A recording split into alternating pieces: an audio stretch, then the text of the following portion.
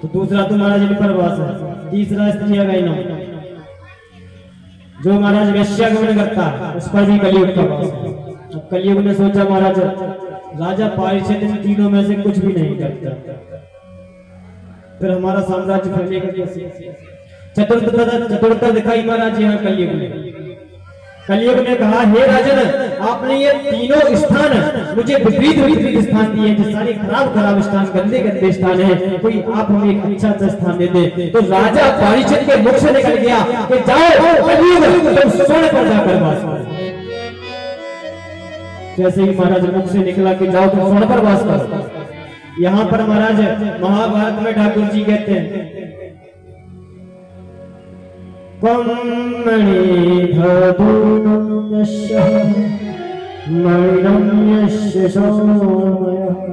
यहाँ महाभारत में ठाकुर जी कहते हैं, हे केशव, हे अर्जुन, धातुओं में मैं सोना हूं, तो जिस धातु पर ठाकुर जी का वास है वहां पर कलयुग कैसे वास कर सकता है? तो राजा पारिषद के जब मुंह से निकला तो राजा पारिषद ने उस चीज का बदलाव किया। क्या बदलाव किया? बोले जो मेहनत की कमाई से हुआ धन है, जो मेहनत की कमाई से आप सोना खरीदेंगे उस पर हमारे कन्हैया का वास है, और जो चोरी चकारी का, किसी का छीना झपटी का, उठाने का, ये आप ले जाएंगे उस पर कलयुग का वास है। जाओ कलयुग, जो भी गलत क्रिया से सोना खरीदे या उठाए, किसी का छीने चोरी करे, उस पर तुम जाके वास करो। कलयुग ने कहा ठीक है महाराज। राजा पारिषद महाराज जो मुकुट पहने थे, जो इनके पूर्वज थे जरासंध महाराज कहीं से मार काट करके वो मुकुट लाए थे। जैसे ही महाराज कलयुग ने देखा कि ये मुकुट वही मुकुट है पहने हैं, कलयुग ने महाराज एक सूक्ष्म रूप बनाया, राजा पारिषद के मुकुट में जाके जा बैठा, सिर पर बैठ गया। राजा पारिषद के महाराज दिमाग घूम गया। जैसे ही दिमाग घूमा महाराज दूर प्रांत में एक बार शिकार खेलने गए राजा पारिषद। जैसे ही महाराज राजा पारिषद शिकार खेलने गए, शिकार खेलते खेलते राजा पारिषद को महाराज प्यास लगी तो महाराज जल की महाराज आस में घूमते हुए कुटिया में आ पहुंचे। एक संत की वो कुटिया थी। उन महाराज संत की कुटिया में, संत भगवान बेचारे छोटी सी कुटिया, उसी कुटिया में महाराज समाधि लगाकर बैठे थे भजन में। राजा पारिषद आए, महाराज संत से कहा, हे संत, मुझे प्यास लगी है, इस राज्य का राजा हूँ, मुझे पानी दो। वो संत बेचारे तपस्या में लीन थे। जो व्यक्ति तपस्या में लीन होता है महाराज, जो सच में भजन करता है, उसे किसी से कोई मतलब नहीं होता। एक तो वो भजन होता है जो सच्चा होता है, एक महाराज वो भजन होता है सटकना राम सटकना, सीताराम सीताराम, भैंस क्या पानी पिवाई के नहीं, सानी नहीं भैया। एक तो वो उससे करने से कोई मतलब है नहीं। सच्चा अगर आप भजन करते हैं तो सिर्फ आपको अपने भगवान से मतलब है। यहाँ तक कि आपको सामने की वस्तु भी ना दिखे, उसे भजन। जिस दिन आपके साथ ऐसा होने लगे, समझ लेना सच्चा भजन प्रारंभ हमारा हो गया। तो उन्हें संत भगवान को महाराज राजा पारिषद ने हिलाया डुलाया। जब उन्होंने नहीं सुना महाराज, तो कुटिया के बाहर महाराज मरा हुआ सर्प पड़ा था। तो राजा पारिषद ने महाराज बाण की नोक से गिराकर उस सर्प को महाराज संत के गले में डाल दिया और कहा कि मैं इस राज्य का राजा हूँ, मैंने तुमने अपमान किया है, मैं तुम्हारे द्वार पर आया हूँ, तुमने मुझे जल तक नहीं पूछा, तुम्हारे गले में सर्प डालता। वहां से महाराज राजा पारिषद चले गए सर्प डालने के बाद। अब जैसे ही उन मुनि के पुत्र आए महाराज, उन मुनि के पुत्र ने देखा कि अरे हमारे पिता के गले में कोई मरा हुआ सर्प डाल गया, कितना इसका दुस्साहस हो गया, जो हमारे पिता के साथ ऐसा दुष्कर्म कर गया। शिष्यों ने बताया कि इस राज्य के राजा पारिषद आए थे, उन्होंने जल मांगा था गुरुजी से, उनने जल नहीं दिया, तो क्रोधित होकर वो मरा हुआ सर्प डाल गए। उन मुनि कुमार का महाराज गुस्सा क्रोध उमड़ पड़ा कि मेरे पिता के गले में, इतने सिद्ध पुरुष के गले में ये व्यक्ति मरा हुआ सर्प डाल कर चला गया। महाराज तुरंत कमंडल से जल निकाला और कमंडल से जल निकाल कर कहा कि ये राजा जिस योनि का ये सर्प मेरे पिता के गले में डाल के गया, इसी के जो पूर्वज तक्षक, 7वें दिन महाराज इसके जो पूर्वज तक्षक सर्प है वो आएगा और उसको फंस लेगा, इसकी अकाल मृत्यु हो जाएगी, जिससे महाराज ये प्रेत बन जाएगा। इसने इतना दुष्टता का कार्य किया। अब तो महाराज उन संत की समाधि खुली। शिष्यों ने बताया कि राजा परीक्षित आए थे, आपको जल की कह रहे थे, आपने जल आप भजन कर रहे थे, समाधि में लीन थे। उन्होंने अपना अपमान समझा तो मरा हुआ सर्प डालकर चले गए। आपके पुत्र ने उन्हें 7 दिवसीय श्राप दे दिया कि अगर हमारे पिता के गले में महाराज ये सर्प डाल कर गए हैं कि 7 दिन बाद जो इस सर्प के पूर्वज दक्षस हैं उसे बस लेंगे और ये मर जाएंगे। तो उन संत महाराज संत बड़े दयावान होते हैं, उन संत के आंखों से अश्रुधारा बहने लगी। कहने लगे वो हमारे इस राज्य के राजा थे, हमारे द्वार पर आए थे, हमारा कर्तव्य बनता है उनका स्वागत सत्कार करें, उनको जल पिलाएं, उनको भोजन कराएं। ये पुत्र तुमने क्या किया? इस राज्य का वो बहुत अच्छा राजा है, लेकिन महाराज बाण तो वापस हो सकता है। कहते हैं ना बोली महाराज नहीं चुपकी, चाहे गोली चुपकी, जो तो निकल गया दस आप निकल गए। अब राजा परीक्षित अपने घर गए तो जरासंध का मुकुट था महाराज निकाला। जैसे ही महाराज कलयुग नीचे आया, पुरानी बात याद आई कि मैं सिद्ध संत के गले में मरा हुआ सर्प डाल के आया। महाराज अश्रुधारा निकलने लगी, क्योंकि राजा परीक्षित बहुत भक्तिमय राजा थे। जैसे ही महाराज अश्रुधारा कहने लगे कि उस मुनि बालक ने मुझे सही महाराज 7 दिवसीय श्राप दिया, मैं इसी लायक हूं। अब तो महाराज अपने ज्येष्ठ पुत्र जन्मेजय को राजा बनाया। अपनी पत्नी से कहा कि अब मैं जा रहा हूं, मेरी 7 दिन बाद मृत्यु हो जाएगी। परिवार से आज्ञा ली, महाराज सीधे नैमिषारण्य तीर्थ पहुंचे, जहां पर 88,000 संत जन विराजमान है। वहां पर हाथ जोड़कर उन संत जनों से राजा परीक्षित ने कहा कि हे प्रभु, जो 7 दिन बाद मरने वाला हो, आप मुझे बताइए कि वो व्यक्ति क्या करे जिससे उसे मोक्ष मिले। तो उन संतों ने हाथ जोड़े, प्रभु हमें पता नहीं। इतनी जनक महाराज ये वही सुखदेव जी महाराज थे। अभी आपने उनका चरित्र सुना, उनकी कथा सुनी। उनके कान में जब खनक गई कि राजा परीक्षित को महाराज श्राप लग गया, और राजा परीक्षित ने एक माटी का एक बालू का आसन बनाया और कहा कि जो मुझे बताए 7 दिवसीय मुक्ति होने का क्या उपाय है, वो आकर इस आसन पर विराजमान हो गए। राजा श्री सुखदेव जी महाराज ने जैसे इतना सुना, सुखदेव जी महाराज ने छलांग लगाकर उस आसन पर जा बैठे। जैसे ही आसन पर बैठे, राजा परीक्षित जी ने सुखदेव जी महाराज का तिलक किया, प्रणाम किया और पांव पकड़े हुए पूछने लगे, त्राहि मां शक्करणे शमतायेन लेत्वया। हे प्रभु बताओ, मुझे श्राप लगा है 7 दिवसीय। ऋषि बालक ने मुझे श्राप दिया है कि मुझे 7वें दिन तक्षक आएगा और डसलेगा, मेरी अकाल मृत्यु हो जाएगी, जिसके कारण महाराज मैं प्रेत बन जाऊंगा। प्रभु मन पर कृपा करो। सुखदेव जी महाराज कहते हैं, हे राजा परीक्षित, आप चिंता मत करो, भगवान बड़े कृपालु है, भगवान बड़े दयालु है। तुम तो राजा हो, भगवान ना तो ये देखता है कि तुम रंग हो के राजा हो के फकीर हो के अमीर हो के गरीब हो, तो तुम ऊंची जाति से हो कि नीचे जाति से हो, तुम पर वो दलील जरूर कृपा करेंगे। श्री सुखदेव जी महाराज राजा परीक्षित को प्रथम कथा सुनाते हैं विदुर जी महाराज की। कहते हैं विदुर जी महाराज दासी पुत्र थे, तब ठाकुर जी उन पर कृपा कर सकते हैं तो आप पर भी जरूर करेंगे। विदुर जी महाराज दुर्योधन के महल में महाराज हस्तिनापुर में मंत्री पद पर तैनात थे। कौरवों पांडवों की लड़ाई हो रही थी। पांडवों ने कौरवों से कहा कि आप हमें अपने पेट भरण पोषण के लिए 5 गांव दे दो, लेकिन ये नहीं माने। अब यही चीज महाराज विदुर जी ने समझाई कि दुर्योधन देखो, समझ जाओ, तुम्हारे भाई हैं, उनको 5 गांव दे दो। लेकिन दुर्योधन ने कहा, अरे दासी पुत्र होकर तुम मुझे समझ रहा है, जा मेरे महल से निकल जा, भाग जा यहाँ से।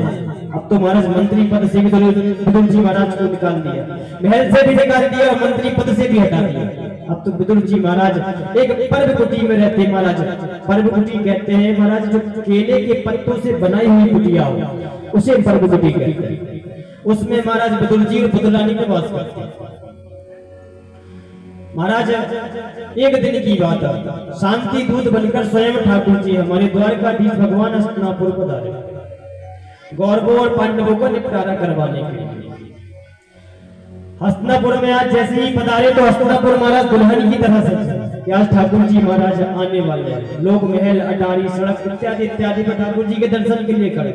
इधर बिदुर जी महाराज कहने लगे कि अगर हमारे पास मंत्री पद होता तो दुर्योधन के महल में आज ठाकुर जी आ रहे थे, मैं उनके दर्शन करता।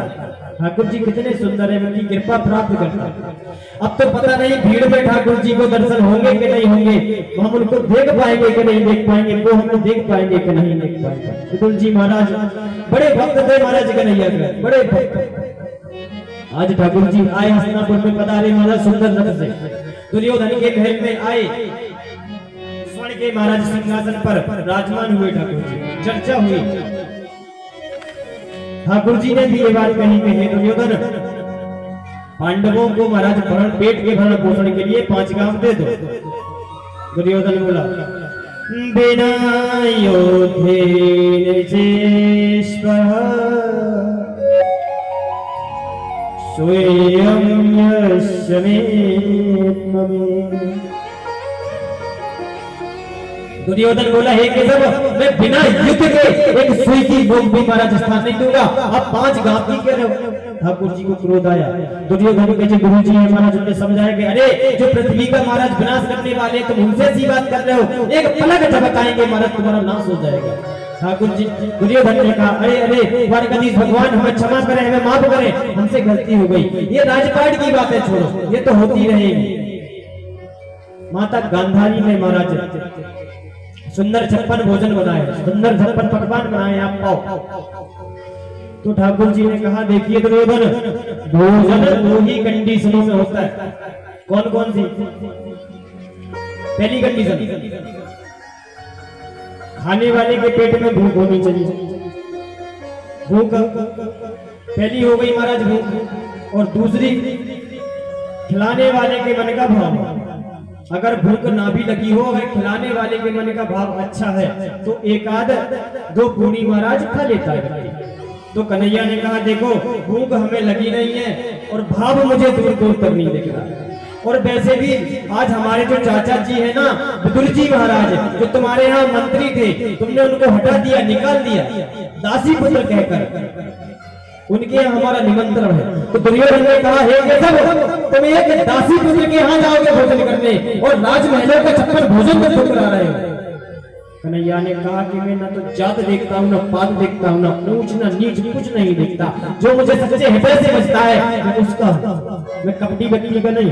अब तो ठाकुर जी ने दौड़कर छलांग लगाई, महाराज रथ पर बैठे बिदुर जी महाराज उसी सभा में ये सुन रहे थे। अब तो बिदुर जी भागते भागते आए कि ठाकुर जी हमारी कुटिया में पधार रहे। बिदुरानी को खटखटाई, बिदुरानी सुनती हो? ठाकुर जी कह रहे थे बिदुर जी का, हमने बिदुर जी ने हमारा निमंत्रण किया, अगर कन्हैया ने कहा है तो वो आएगा जरूर। बिदुरानी महाराज अष्ट व्यस्त हो गई महाराज ठाकुर जी की आने की खबर सुनकर। बिदुर जी ने कहा कि वो आएंगे, खाने के लिए उनकी कुछ नहीं है। द्वारकाधीश में सुंदर जाते हैं बाजार से मेवा मिठाई मिष्ठान फल इत्यादि ले आते हैं। अब तो बिदुर जी भागे भागे चले गए, वो बाजार को गए महाराज। तो यहाँ महाराज बिदुरानी स्नान करने लगी कि कन्हैया आते होंगे, जल्दी से स्नान कर लें। और स्नान ही महाराज कर रही थी, वस्त्र ही पहन रही थी, कन्हैया आ गए, अरे काकी खोलो। जैसे ही महाराज कन्हैया की आवाज सुनी बिदुरानी ने, आवाज महाराज सुनते ही मंत्रमुग्ध हो गए। जैसे ही महाराज किवाड़ खोले, किवाड़ खोलने के बाद ठाकुर जी की छवि के दर्शन किए, ठाकुर जी इतने सुंदर मंत्रमुग्ध हो गई महाराज बिदुरानी। और अब तो कहने लगी अरे ठाकुर जी आपको कहाँ बिठा ले, इतनी छोटी सी कुटिया, इसमें इतनी गंदगी पड़ी है, कहाँ बिठा ले आपको? एक छोटा सा पटा लिया महाराज, इतनी ठाकुर जी को देखकर मंत्र मुक्त हो गई। एक पटा महाराज एक कोने में लिया और उल्टा बिछा दिया, सीधा पटा नहीं लिया, उल्टा पटा। तो कहा ठाकुर जी बैठ जाओ, गरीब की कुटिया। महाराज भक्ति में वह शक्ति है कि ठाकुर जी उस उल्टे पटे पर महाराज विराजमान है, वह महाराज भक्ति में शक्ति है। दुर्योधन के महाराज 56 भोजनों को देखकर, स्वर्ण के सिंहासन को देखकर महाराज उस उल्टे पटे पर आज हमारे कन्हैया विराजमान है। इतने में महाराज बिदुरानी ने कहा कि अरे लाला तू कह रहा था कि तुझे भूख लगी है। बिदुरानी ये चाची के यहाँ हमारा निमंत्रण है, तुझे भूख लगी होगी, मैं जाती हूँ कदनी बन से तुम्हारे लिए फल तोड़ के ले आती हूँ। अब तो भागी भागी बिदुरानी कदनी बन में गई, वहां से जाकर महाराज केले के कुछ फल लिए एक टोकरी में रखा। ठाकुर जी के बगल में सामने जाके बैठ गई, ठाकुर जी को निहार रही है महाराज। इतनी ठाकुर जी के प्रेम में महाराज मंत्र मुग्ध हो गई कि महाराज केला को छीलती, छिलका छिलका महाराज ठाकुर जी को खिला रही है, और जो महाराज फल फल होता है केले का वो फेंक रही है। इतना मंत्र मुग्ध हो गए ठाकुर जी। लेकिन ठाकुर जी भी देखिए प्यारे की क्या बात है, प्यारा हमारा ठाकुर जी हमारे महाराज उन छिलकों को प्रेम के बस में होकर बड़े प्यार से खा रहे। क्या बात महाराज, छिलके ठाकुर जी खा ही रहे थे कि इतने में महाराज विदुर जी आ गया। विदुर जी जैसे क्या देखा कि अरे विदुरानी, अरे तुम क्या कर रही हो देवी जी, हमारे कन्हैया को साक्षात द्वारकाधीश भगवान को छिलके के ला रही है, जो पूरे संसार का मालिक है। अब तो विदुरानी की आंखों से अश्रुधारा बहने लगी, हाथ जोड़कर कहने लगी, हे प्रभु मैं क्षमा करें, आपका रूप ही इतना सुंदर है कि हमें कुछ समझ में ही नहीं आया कि कौन फल है, कौन महाराज इसका छिलका है। विदुर जी ने कहा कि कन्हैया हमसे भूल हो गई, हमें क्षमा करो, ये हम सुंदर बाजार से मेवा मिठाई मक्खन मिश्री इत्यादि ले आए हैं, आप इनको खाओ। अब तो विदुर जी ने एक सुंदर लड्डू लिया, ठाकुर जी को खिलाया। ठाकुर जी ने आधा लड्डू खाया। आधा लड्डू खाने के बाद महाराज विदुर जी का दूसरा निवाला जैसे ही खिलाने लगे, विदुर जी का हाथ पकड़ लिया और हाथ पकड़ के कहा, काका एक बात कहे, अगर बुरा न मानो तो। अरे कन्हैया हम आपकी बात का काहे को बुरा मानने लगे। कन्हैया ने बहुत अच्छा महाराज, बहुत अच्छी एक बात कही, हे काका जो स्वाद उन लड्डुओं में महाराज, जो स्वाद उन छिलकों में था महाराज, वो स्वाद इन लड्डुओं में नहीं, जो स्वाद उन छिलकों में था, क्योंकि वो स्वाद महाराज भाव के थे, और ये लड्डुओं में महाराज वो भाव नहीं है। अगर मुझे ये लड्डू खाना होता तो वो धो धो के घर से महाराज छप्पन भोजन छोड़कर ना, तो हमारा कन्हैया हमारा ठाकुर जी सिर्फ और सिर्फ भाव का भूखा है। आप महाराज देखिए, स्वर्ण के सिंहासन को छोड़कर महाराज उल्टे पटे पर बैठे, चप्पल भोजन छोड़कर महाराज केले के महाराज छिलके खा रहे हैं बड़े प्रेम से, और लड्डू जब खिलाए तो क्या बोले महाराज, मैं भाव का भूखा, मुझे उन छिलकों में भाव मिल रहा है। तो हमारे ठाकुर जी सिर्फ भाव के, हमारे रस्ते के वृक्ष के कहते भी हैं, एक पता नहीं आपका कौन सा है, आपकी कौन सी भक्ति जिस पर हमारे कन्हैया हमारे ठाकुर जी जीत जाए, एक आपकी पता नहीं तो कौन सी छोटी सी भक्ति, छोटा सा ही आपका भाव, अगर एक बार हमारा गोविंद आप पर नीचे गया, इस बात की मैं गारंटी देता हूँ महाराज, आपका जीवन जीवन नहीं परंतु सीधा महाराज स्वयं ठाकुर जी के हृदय बन जाएगा। सिर्फ और सिर्फ महाराज आपको ठाकुर जी के चरण दिखाई देंगे, ठाकुर जी का मुखारबिंद दिखाई देगा, मोह माया सारा कुछ लालच त्याग देंगे। सिर्फ आपका एक भाव, एक आपकी वो भक्ति। हमारे ब्रज के रसिक कहते हैं, पता नहीं ठाकुर जी को कौन सा आपका भाव है जिस पर वो जाए, न जाने कौन से गुण पर दया निधि